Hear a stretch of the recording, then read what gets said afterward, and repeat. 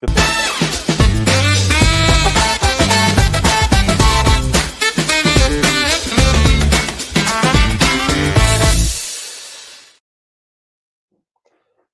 Guys, welcome back to Rise and Grind. It's another Monday.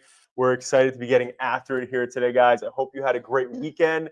Megan, how was your weekend? That's the question. It was good. It was really filled with family, which is always a fun time. Oh, you can't beat that. No. You can't beat that. I had my twins' baptism, so filled with family, tons going on.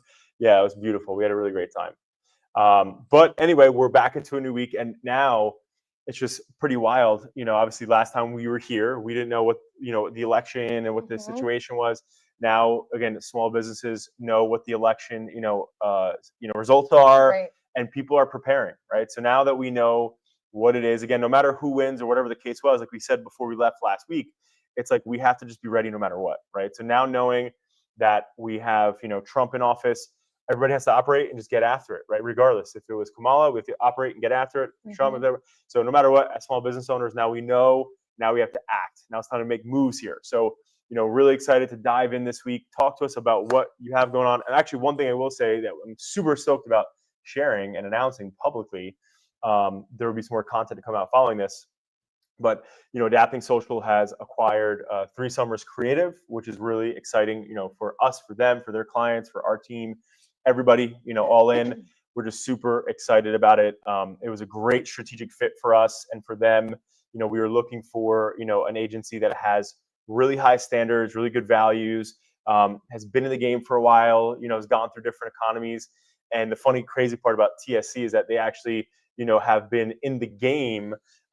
Just about, I think, 2 months before I started Adapting Social. Right. So, they've been around for 16 years as well, going on 17 years, which is pretty crazy. The one thing that I love about that, is that at the end of the day, now you can throw a pebble and hit 10 million marketing companies, right? But, back in 2008, there was not many, right? Obviously, you have the major big guys out there, the big girls out there, but, it wasn't what it is today. And so for to still be in the game, and to still be getting after it through the 2008 financial crash, the pandemic, different administrations, all this stuff happening in the world, says a lot. So we're really excited about that acquisition.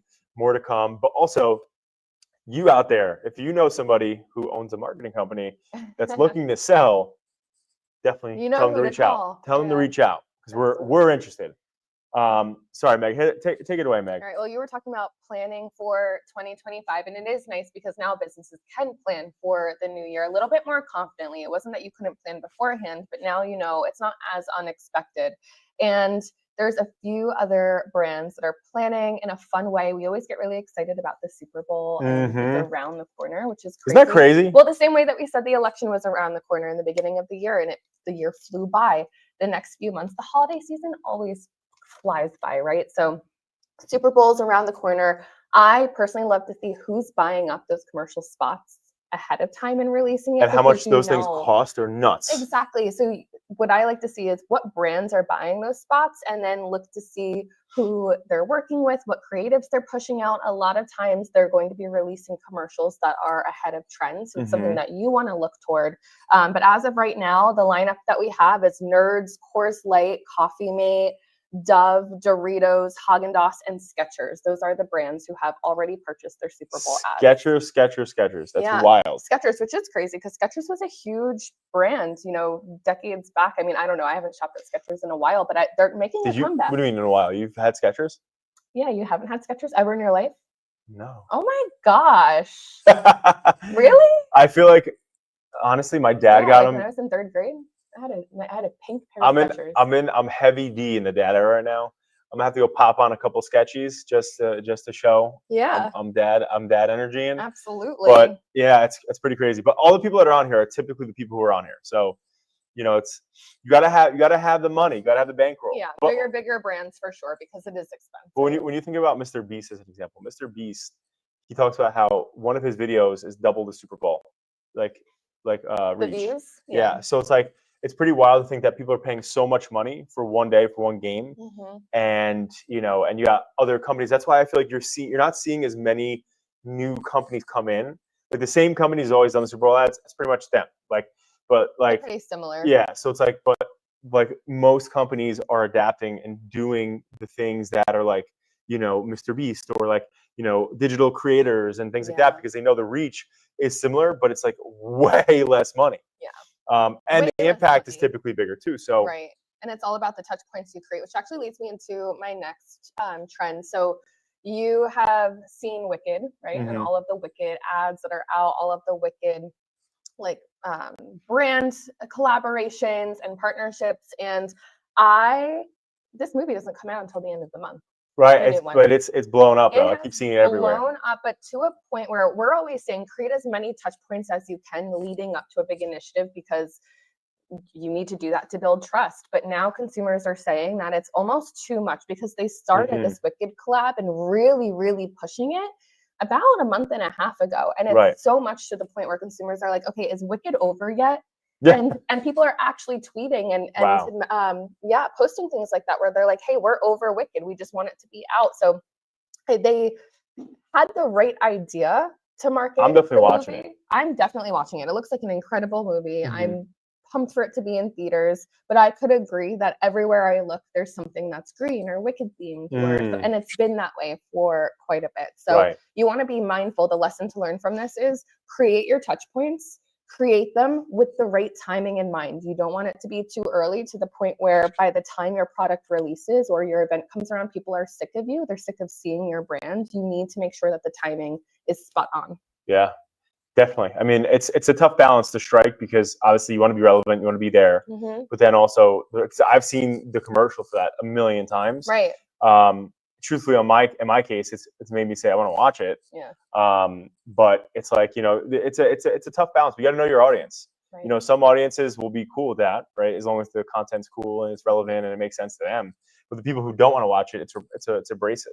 Yeah. You know, so or even just like Starbucks did a collab with Wicked. Yeah, they have, like, I saw that. Drink. Yeah, I saw and that. Then in Target they have a bunch of different collabs. So it's like everywhere you look, there's something Wicked related. Yeah. Which has its pros and its cons, right? It's all about knowing your audience. You're absolutely right with that.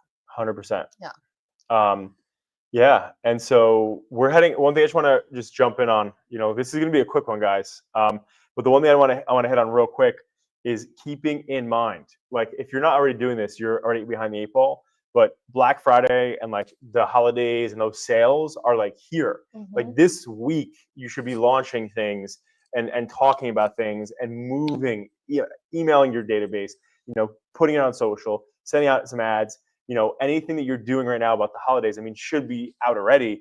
But if you're not yet, this is the time to really capitalize, because over the next 2 weeks, you know, when Thanksgiving comes and goes, you know, it's like Black Friday, you know, boom, there it is. It's right there. But I will say I really miss Black Friday shopping back in the day. Like going to the malls, chaos, madness. Yeah. People are like fighting over TVs. Like, where did that go? Because I feel like now, like, it doesn't happen. Like, the stores don't stay open all night anymore. No, they don't. It's like early mornings. That's so lame. Everyone shops online too. That's what I'm saying. I used to love like finishing some turkey, having Thanksgiving, and then heading right out to the malls right after that. And it'd be like chaotic at Freehold Mall. But now it's not like that anymore. It's wild. Wow. But anyway, so make sure your deals are in order. And again, don't forget, I keep pumping this. I'm going to keep pumping it. Leverage going live, like we're doing here. We're live streaming. Leverage going live about your deals. Let people know about your deals through going live like this. Because what it's doing is it's notifying all your users and all the followers you have on your platforms and saying, go watch Adapting Social. They're live. There's no other way to do that unless everybody that follows you has post notifications turned on, which is not going to happen. Not all your clients or followers are ever going to do that. So none the freaking less, make sure you are out there and make sure you're talking about your deals. And I'm actually going to have Megan wrap this one up here. Okay, so hit us with a strong ending here, Meg. What do you got for us? Your habits create you. So if you want to become someone different, or if you're trying to grow and you can't figure out what that missing piece is, take a look at your habits. What you do every day is the sum of who you become and are. I love that. Absolutely. Good Motivation Monday, guys. Get after it.